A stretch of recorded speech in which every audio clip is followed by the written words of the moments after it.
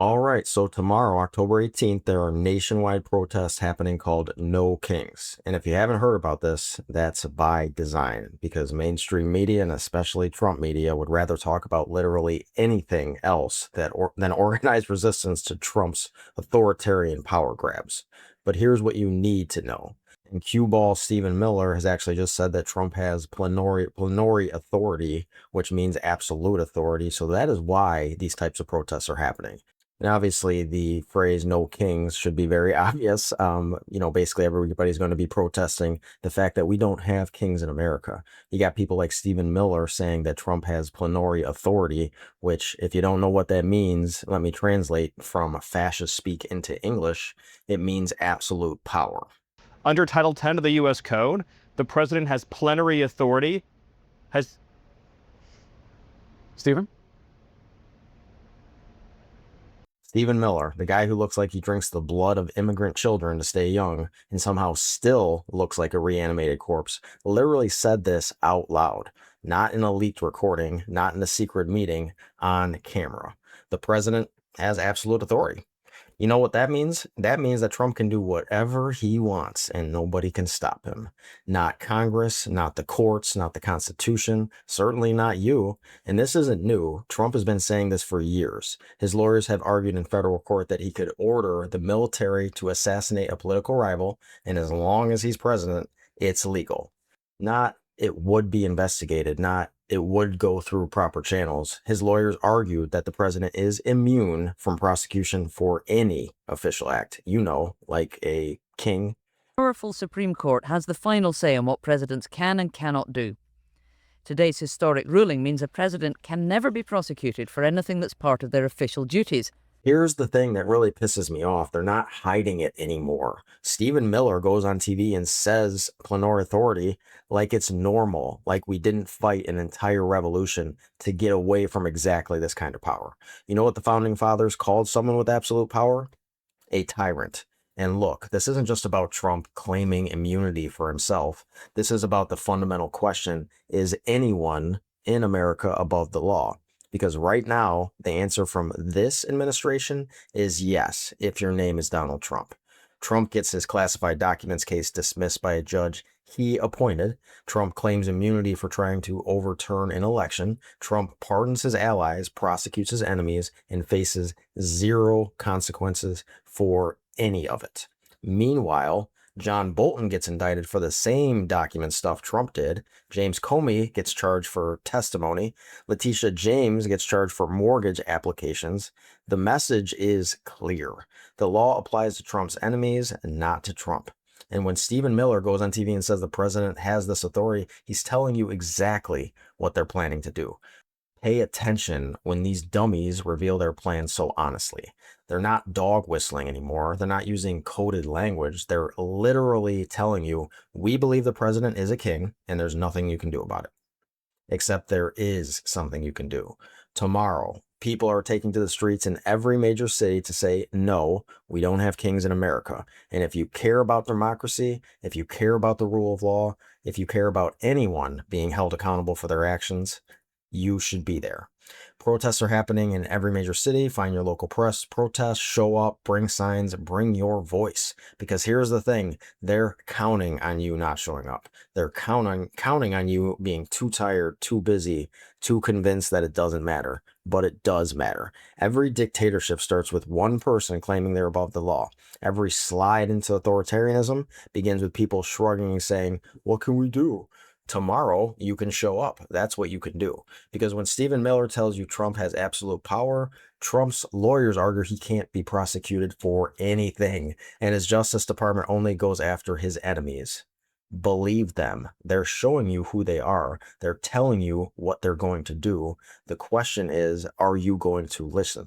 And speaking of people who tried to push back against illegal orders, let me tell you about an admiral who just learned what happens when you question this administration's absolute authority. If you want to see what happens when military leaders do push back against Trump's claimed absolute power, stick around for the next story. And if you've not subscribed yet, hit that button below because YouTube is actively suppressing political content and you won't see these videos unless you subscribe. Drop a comment and let me know, are you going to the No Kings protest tomorrow? What city? Let's build this movement. And seriously, when Stephen Miller says plenary authority out loud, when they're not even hiding the authoritarian playbook anymore, pay attention. They're telling you exactly what they're planning on doing. All right, story number 2. Admiral Alvin Halsey, the guy in charge of U.S. Southern Command, that's the military operation covering Central America, South American, the Caribbean, Venezuela, just resigned after 1 year on the job. These assignments usually last 3 years. So what happened? As we are watching Out of the Caribbean tonight, we are learning about this new strike off the coast of Venezuela, another one. And according to U.S. officials, the U.S. military carried out a strike against an alleged Venezuelan drug cartel boat earlier today in international waters in the Caribbean, somewhere near Venezuela. And according to our Pentagon team, for the first time, there might actually be survivors of this airstrike. Well, during his 1 year in command, the U.S. military carried out 6 strikes on boats off the coast of Venezuela, killing 27 people. And the Trump's administration's explanation was they were drug smugglers, definitely drug smugglers. We're very sure about that. You know, using that absolute authority Stephen Miller was talking about.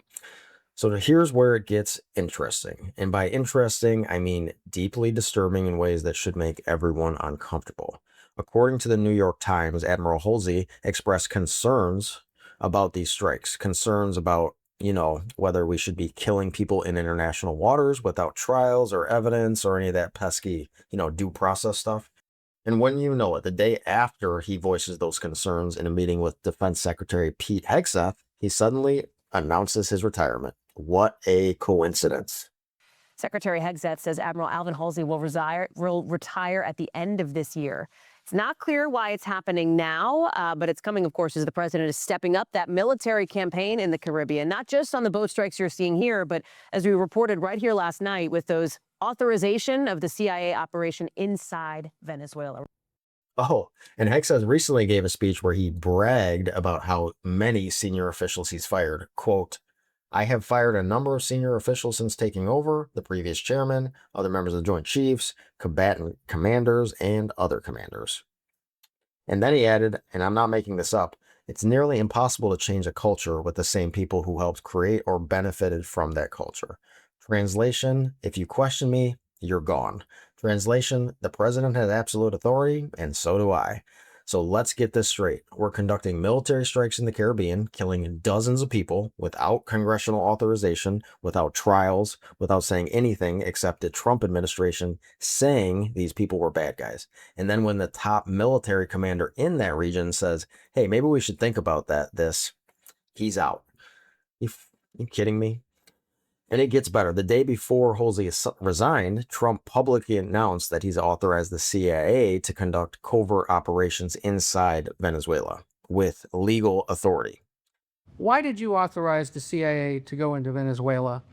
And is there more information you can share about these strikes on the alleged... Well, I can't do that, but Caribbean? I authorized for 2 reasons, really.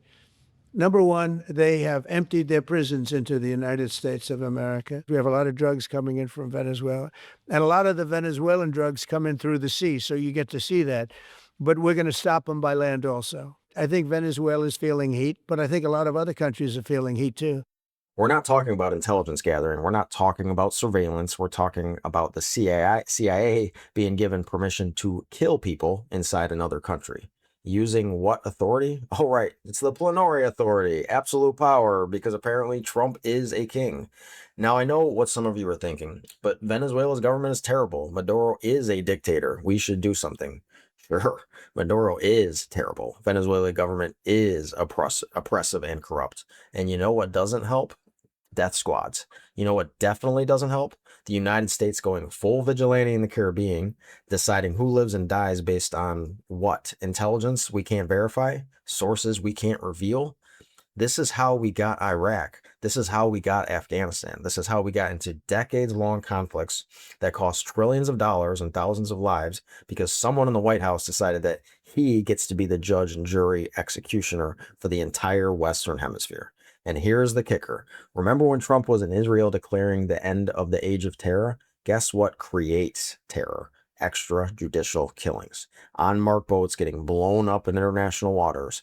The most powerful military on earth operating with zero accountability. You can't claim to be ending terror while simultaneously authorizing your spy agency to conduct assassinations in South America. Well, you can, apparently, but it makes you a hypocrite. So Admiral Halsey is out, a 37-year military veteran, gone after 1 year because he had the audacity to suggest that maybe, just maybe, we should have some rules about killing people. And the guy who replacing him, they'll know exactly what happens if they question orders. They'll know that Trump has his plenary authority, and you don't fall in line, you are gone. Speaking of Trump's Middle East victory lap, let me tell you about how Trump turned a legitimate diplomatic achievement into a dictator audition tape. This is exactly why Tomorrow No Kings protests matter. When military leaders can't question illegal operations, when people die without due process, when plenary authority means the president can do whatever he wants, that's when you get authoritarianism. If you want to keep seeing content that actually calls this out, subscribe below. YouTube is not going to continue to show us this kind of stuff otherwise. And drop a comment. Should Admiral Halsey have stayed and fought, or was resigning the right move? And show up tomorrow. No kings, find your city, be there. Now let's talk about Trump's Israeli victory lap. All right, so Donald Trump went to Israel over the week and declared that the war in the Middle East is over. Over? Just like that. Problem solved. Everyone go home. Nothing to see here. War is over. The war is over, okay? You understand that? Are you confident that the ceasefire is going to hold? I think it's going to hold. I think people are, a lot of reasons why it's going to hold. But I think people are tired of it. They have a lot of verbal guarantees, too. And I don't think they're going to want to disappoint me. Now, look, I'm not going to sit here and tell you that getting hostages released is bad. 20 Israeli hostages came home. A ceasefire is holding. That's good. That's objectively good. People not dying is always the win. But here's where Trump goes full Trump, because he can't just take a win and move on like a normal person. He's got to turn it into the second coming, maybe to get to heaven, and the end of all terror, the beginning of the age of faith and the hope of God. Dude, you brokered a ceasefire. You didn't cure cancer. You didn't solve climate change. And you didn't even get Mexico to pay for the wall. You did your job as president. And yeah, you did it well in this case. But acting like you just parted the Red Sea is actually wait. He was in Israel, so maybe he thought he could pull that off too. I mean, Stephen Miller already told us Trump has plenary authority, so why not claim to be God while you're at it? And then, oh, this is my favorite part. Trump starts giving shout outs like it's the Oscars. He's thanking Jared Kushner, he's thanking Ivanka, and he goes, "My daughter converted to Judaism. I didn't know this was going to happen. Bibi, you know this wasn't in the cards for me." Sir, your daughter converted years ago. We all knew this. Everyone at the wedding knew this. The only person who didn't seem to know was you. Also give a very special thanks to someone who truly loves Israel. In fact, loves it so much that my daughter converted. My daughter converted. I didn't know this was going to happen. Because you were probably too busy thinking about yourself to notice. Then Trump spontaneously calls for pardons for Netanyahu right there in the middle of his speech. Netanyahu is facing corruption charges for bribery and fraud, and Trump just casually goes, An idea. Mr. President, why don't you give him a pardon? But I happen to like this gentleman right over here, and it just seems to make so much sense. Cigars and champagne, who the hell cares about that? Cigars and champagne, who hell cares about that? Give him a pardon. Oh, and I don't know, maybe the Israeli legal system cares. Maybe the Israeli people who voted for representatives to hold their leaders accountable care. And just roll into another country's parliament and tell them to ignore their own corruption investigations because you like the guy. That's not diplomacy. That's a mob boss doing a favor. Oh, wait. That's exactly what someone with plenary authority would do, isn't it? Just ignore the other country's laws because you said so. And look, I know why he did it. Trump sees himself in Netanyahu, both facing legal problems, both claiming it's all political persecution, both surrounded by family members in position they absolutely should not hold. And it's like looking in a mirror, except the mirror is also under indictment. Oh, and Al Jazeera fact-checked his speech and found multiple claims that, quote, were not entirely true. Shocking. I am shocked. Someone alert the press. Oh, wait, they did, and half the country doesn't care. So here's my actual case with all of this. Trump did help broker this deal. Credit where credit's due. But the second he turned it into his personal victory lap, the second he started handing out pardons that aren't his to give, the second he declared that all terror is now over because he showed up, he made it about him instead of about the people who actually suffer, the hostages, the families, the civilians on both sides who've been living through hell for 2 years. And when you declare mission accomplished this early, when you act like the hard work is done instead of just beginning, you just set everyone up for failure when reality comes crashing back in. Remember when George W. Bush landed on that aircraft carrier with the mission accomplished banner in 2003? How'd that work out? We were in Iraq for 8 more years. So yeah, hostages home, good. Ceasefire holding, great. Trump taking credit for ending thousands of years of religious and territorial conflict after one trip to Jerusalem? Sit down, Donald. You're not the Messiah. You're barely even a good negotiator. You just happen to have the biggest military in the world backing up your suggestions. And speaking of using that absolute power to crush your enemies, let's talk about what happens when you criticize someone who believes he's above the law. This is what authoritarianism looks like. Victory laps over incomplete work, suggestions that other countries ignore their own laws, zero accountability for the people in power. If this pisses you off as much as it pisses me off, subscribe to this channel, share the video, and show up to the No Kings protest tomorrow. Links in the description. And I want to know what you guys think. So do you think the ceasefire will actually hold, or is this just Trump's mission accomplished moment? So let's talk about Trump's revenge prosecutions. John Bolton, Trump's former national security advisor, was just indicted yesterday on 18 federal charges for mishandling classified documents. Now, before you say, oh, well, he broke the law, let me give you some context. This is the third Trump critic to be indicted in the last 3 weeks. First, former FBI Director James Comey, then New York Attorney General Letitia James, now John Bolton. Notice a pattern? I guess when Stephen Miller says Trump has absolute authority, that includes the authority to prosecute anyone who criticizes you. Bolton worked for Trump for just over a year before getting fired in 2019. Since then, he's been one of Trump's loudest critics. He wrote a book called The Room Where It Happened, which painted Trump as, quote, ill-informed on foreign policy. Shocking revelation, I know. And now, suddenly, after the FBI investigated this case for years under the Biden administration and decided not to prosecute, Trump's Attorney General, Pam Bondi, dusts off the file and says, actually, you know what? Let's indict him. The charges: Bolton allegedly transmitted classified information using personal email and kept classified documents in his house. You know, the exact same things Trump did. So Trump was indicted in 2023 for retaining and mishandling classified documents. He pleaded not guilty, and then a Trump-appointed judge threw the case out on technical grounds. So Trump gets his case dismissed by someone he put on the bench and then turns around and prosecutes Bolton for the same thing. That is not justice. That is revenge, pure and simple.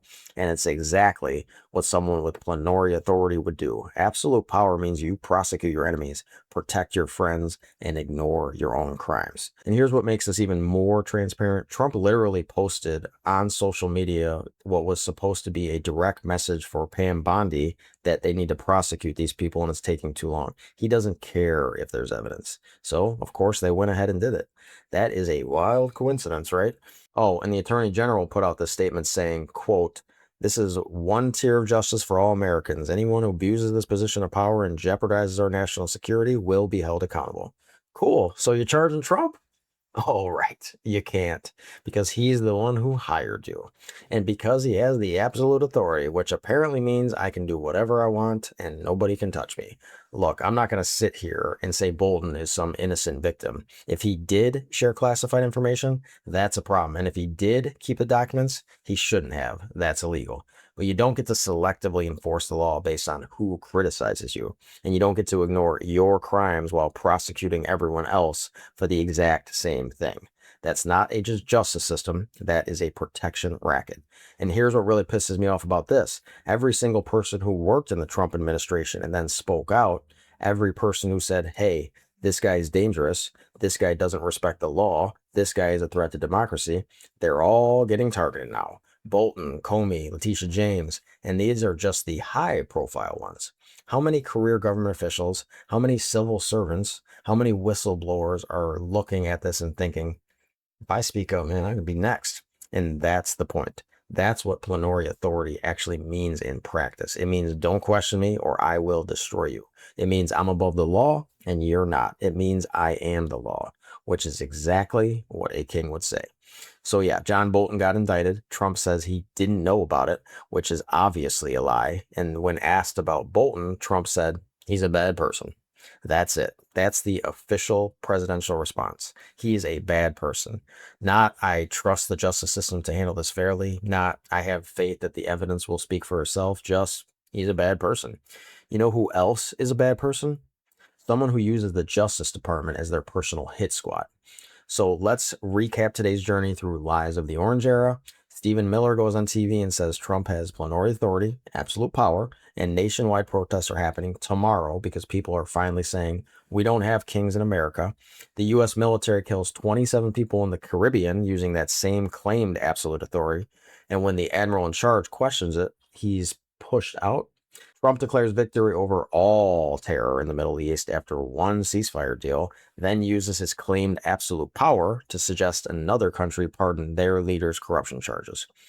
And Trump's Justice Department indicts his third critic in 3 weeks for crimes that mirror Trump's own behavior, because apparently plenary authority means prosecuting your enemies while protecting yourself. You see the pattern?